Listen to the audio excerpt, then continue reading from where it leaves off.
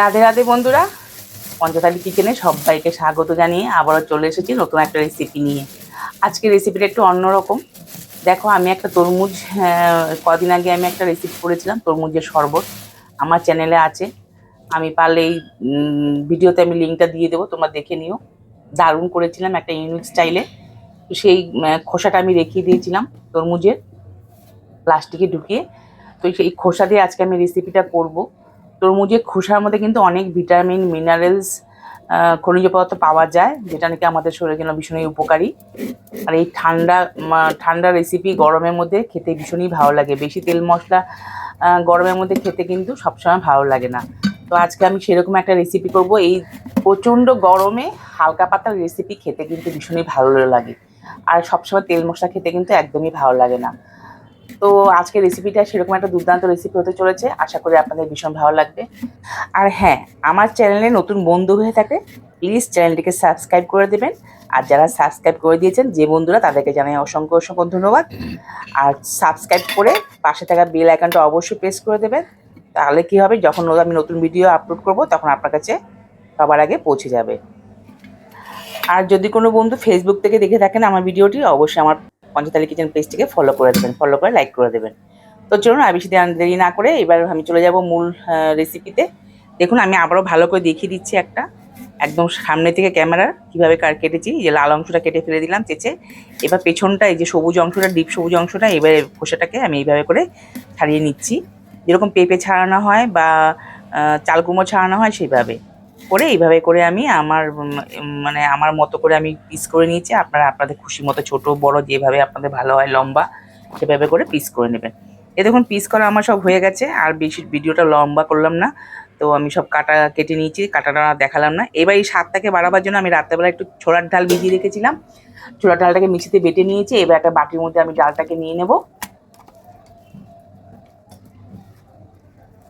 সম্পূর্ণটা নিয়ে নিলাম কাচিয়ে নিয়ে। এবার এর মধ্যে আন্দাজ মতো নুন দিয়ে দেবো একটুখানি হলুদ, তারপর দিয়ে দেবো একটুখানি কালো জিরে, তাতে বড়াটা খেতে ভীষণ ভালো লাগে। আর দিয়ে দিব আর একটা জিনিস, মেন উপকরণ, সেটা হচ্ছে একটুখানি হিং, সামান্য হিং দিয়ে দিলাম। এবার সমস্ত উপকরণগুলো ভালো করে আমি ফেটিয়ে নেব, এইভাবে করে বেশ 4-5 মিনিট করে ফেটিয়ে নিলাম। ফেটিয়ে নিয়ে এবার একটা কড়া বসিয়ে দিয়েছি আমি গ্যাসের মধ্যে। কড়াটা গরমও হয়ে গেছে, সর্ষের তেল দিয়ে এবার বড়াগুলোকে এরকম ছোটো ছোটো করে ভেজে নেব।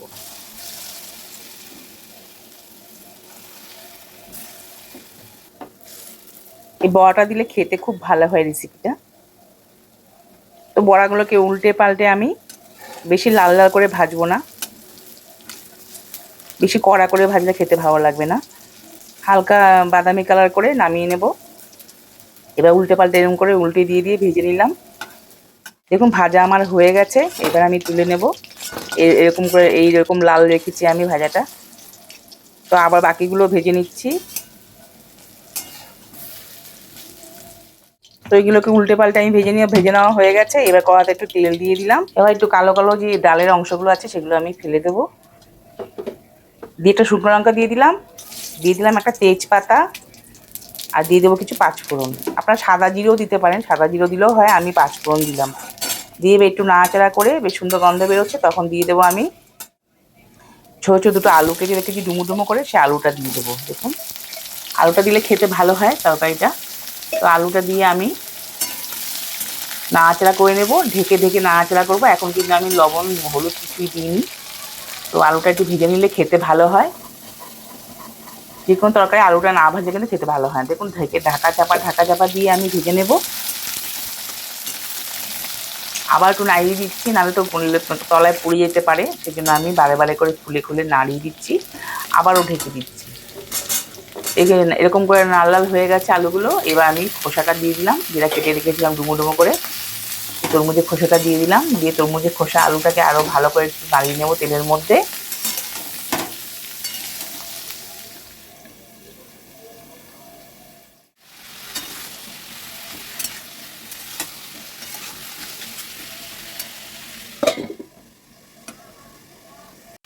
এইভাবে করে 2-3 বার আমি ঢাকা চাপা দিয়ে নাড়িয়ে নিয়েছি।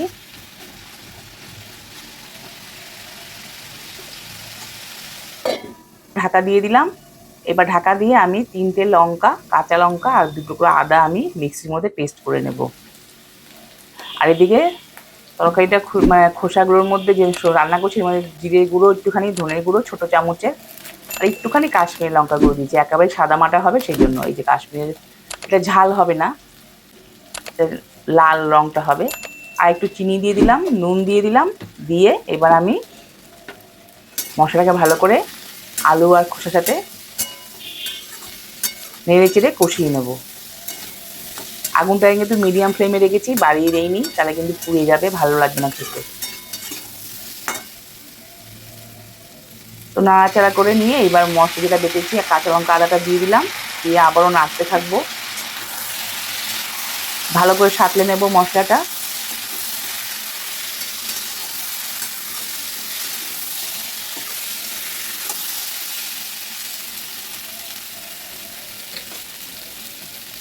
প্রায় সাঁতলানো হয়ে এসছে দেখুন।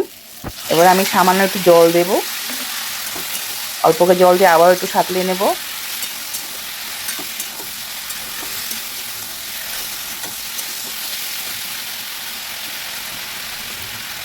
যে কোনো তরকারি আগুনটাকে কমিয়ে সাঁতলে রান্না করলে খেতে কিন্তু খুব ভালো হয়। তো দেখুন এরকম ভাজা ভাজা হয়েছে, আমার তরকারিটা সাঁতলানো হয়েছে, খুব ভালো করে আমি সাঁতলে নিয়েছি।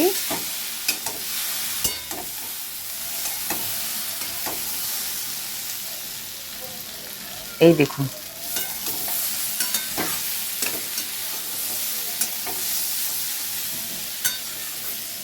তো এবার এর মধ্যে আমি অ্যাড করে দেবো জল, উষ্ণ গরম জল করে রেখেছিলাম সেটা দিয়ে দিলাম এর মধ্যে।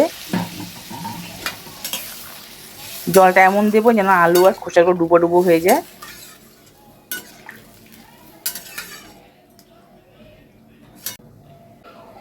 খুব বেশি ঝোল ভালো হবে, ঢাকা চাপা দিয়ে দিলাম। এবার এদিকে দেখুন একটা জিনিস আমি এখানে অ্যাড করব।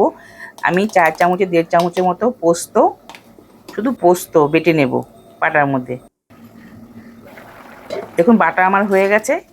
এবার পোস্ত বাটাটা আমি এর মধ্যে অ্যাড করে দেব।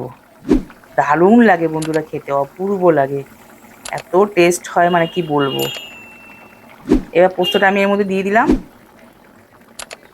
এর মধ্যে আমি কাঁচা লঙ্কা টলঙ্কা কিছু দিইনি, শুধু পোস্তটা বেটেছি।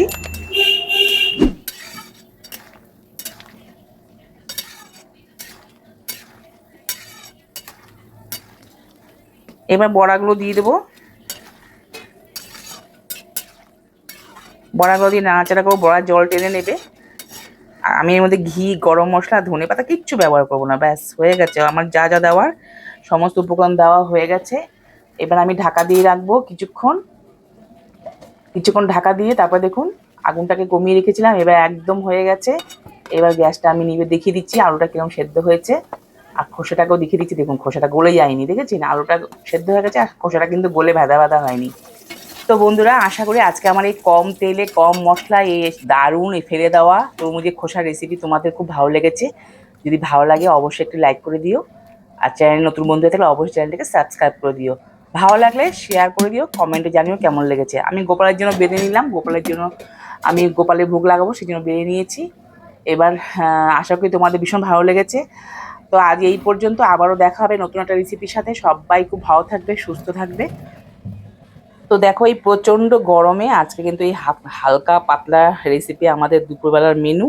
গোপালের ভোগে দিয়ে গোপালের প্রসাদ আমরা পাবো, দিলাম একটা তুলসীপত্র দিয়ে, এবার গোপালের ভোগটা লাগিয়ে দেবো, দিয়ে তারপরে মা ছেলেতে দুপুরবেলা লাঞ্চে আমাদের এই মেনু থাকবে। তো সবাই খুব ভালো থেকো, রাধে রাধে।